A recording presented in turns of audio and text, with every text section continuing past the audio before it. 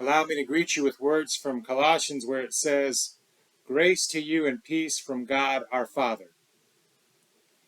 This morning I wanted to share a few sentiments that I shared at Dad's funeral, and I wanted to go into a little bit more detail.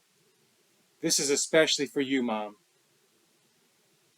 At the funeral I had said that one of the qualities that I appreciated about Dad the most was his appreciation for the moment, special moments, things that were important, and also appreciation for just common people. The person he might meet on the street was someone that had an interesting story to share and to hear from.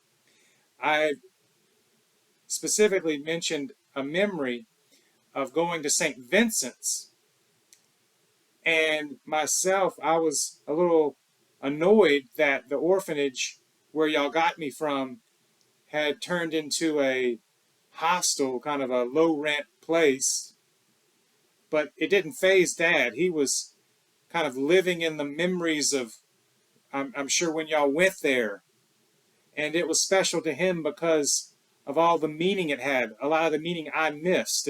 He was talking with people there that I was kind of done with because I wanted to speak with nuns or priests, but he was talking with anybody that would listen because he was proud and he was reliving that moment when maybe you visited me there. Well, I'd like to tell a little bit of another part of that story. Again, I think, Mom, this is especially for you, and I think you might appreciate it. I think it says something about where God is at work, maybe even in the hard times. And I think it says something about his plans for our lives in this world. This other part of the story starts, interestingly enough, in 1813 in Ireland. In 1813 in Ireland, Margaret Hawthery was born to a kind of a Irish peasant family in the southern part of the Isle. In 1817, after some real rough growing seasons, wet seasons that killed off the crops, hard winter, her and her family in 1817 immigrated to the U.S. The trip was quite rough. It took about 6 months because of storms for them to get from Ireland to the U.S. And in the long journey, they almost ran out of provisions. One report says that each person was rationed maybe a cracker or a piece of bread every day. That's all they could eat. When they finally got to Baltimore, it was pretty rough. This family, the Hawthery family, when they finally got to Baltimore, it was pretty rough. But her father was able to find work at the docks. Her mother was able to find work. But unfortunately, within 6 months, Margaret now is, probably 9 years old. Within 6 months, both of her parents died, and her older brother kind of ran away in desperation, many think out west. Margaret was taken in, way back in 1817 by a local family, but to work as a domestic. Basically, she had to earn her keep as a servant.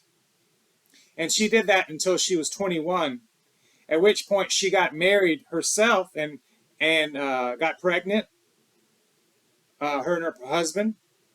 But unfortunately, he died soon later. Again, leaving her as a widow, a young widow. Not too far after that, she also lost her child. At that point, Margaret was in New Orleans and was working and had taken work as a launderer, doing laundry in a hotel in New Orleans.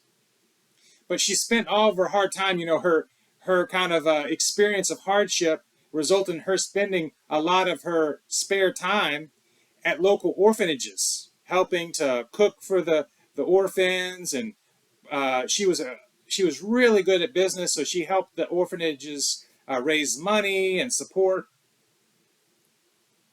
she went on, and eventually the Sisters of Charity in New Orleans hired her to help run several orphanages.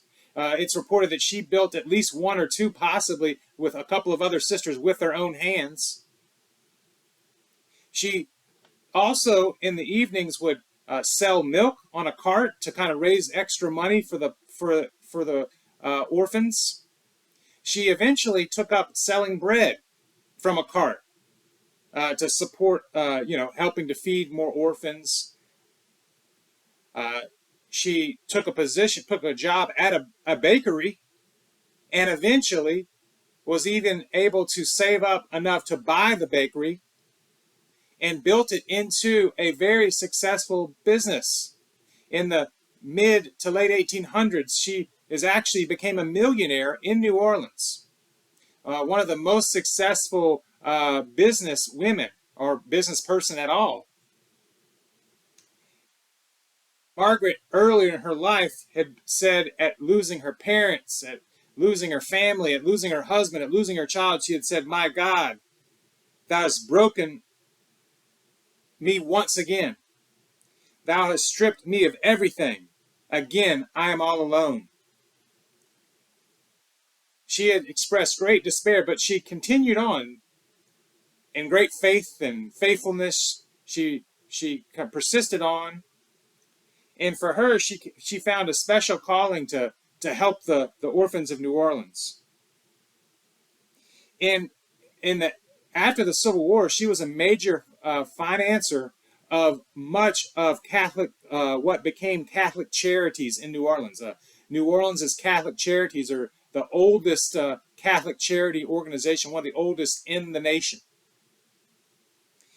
And she went on to build a score of different orphanages, including her funds. What she raised was the C Group was responsible for the founding of St. Vincent's on Magazine Street, from which y'all got me.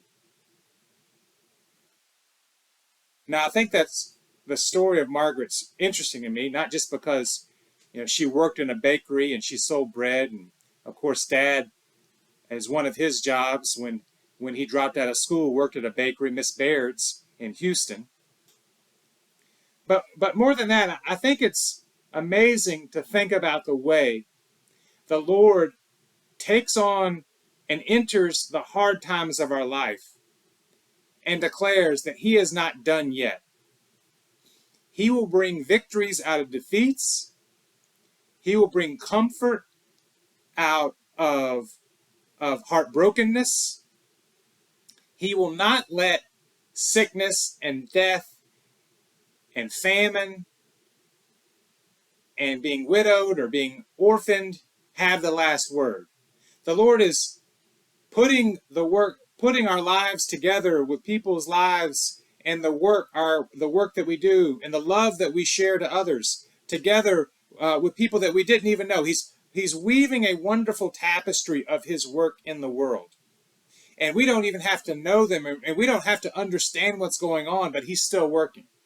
Again, I'm thinking of, that scene of Dad at St. Vincent's, appreciating the moment, being kind to others, just even having an appreciation despite the fact that the orphanage is now, kind of a low rent apartment hostel. And I'm thinking of the work of Margaret Hawthorne, and I'm thinking of that work together as an example of God's continued work in this world, continued presence in this world, continued plan in this world, that he's working to make all things new. And he's just looking for people who have a little bit of openness of heart to love and to extend grace and to care for others. Well, Mom, I thought you might appreciate that. God's not done. I know that it seemed like it to many of the Irish people that came over in the mid-1800s. Some reports say that as many as 20,000 Irishmen died. Some reports say as many as 10,000 Irish people died just digging the Irish Canal in New Orleans. They, I'm sure, thought that things couldn't get much worse. It was tough for them. It was tough for everybody, but especially for them, for many different groups of people around that time. But even in that hardship and that despair, God was still working. He was still planting seeds. He was still baking bread, I guess you would say. Hope that this can be an encouragement to all of us that God's purposes for our lives and in this world are not over. He's working. He's at work. He's eager to continue his work. And every good deed and every loved one, every soul of every loved one is in good hands with him. He doesn't waste and he doesn't lose any good deed or good person that rests in him. He is a good and faithful steward of our lives, of our legacies, of our love. Well, I thought maybe I would say this as a prayer of blessing over anyone listening. It comes from Colossians chapter 1, verse 11, and allow me to say this as a concluding prayer of blessing, as maybe you just ponder some of the things that God even now are doing in these times where we are saddened and we grieve, appropriately so, and we are heartbroken.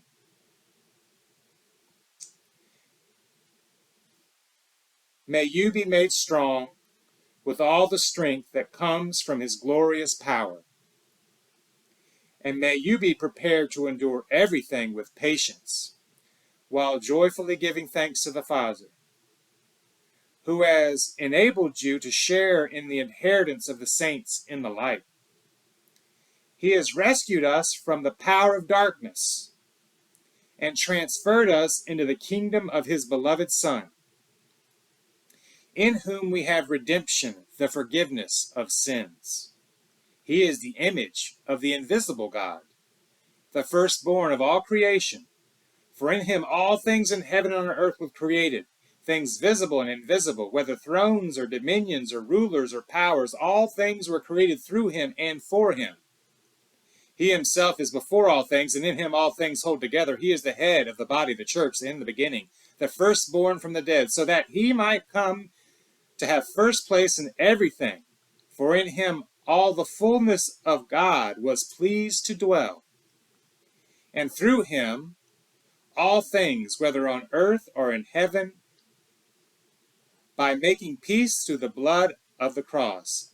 And you who are estranged and hostile in mind, doing evil deeds, he has now reconciled in his fleshly body through death, so as to present you holy and blameless and irreproachable before him, provided that you continue securely established in the steadfastness of faith, without shifting from the hope promised by the gospel that you heard, which has been proclaimed to every creature under heaven.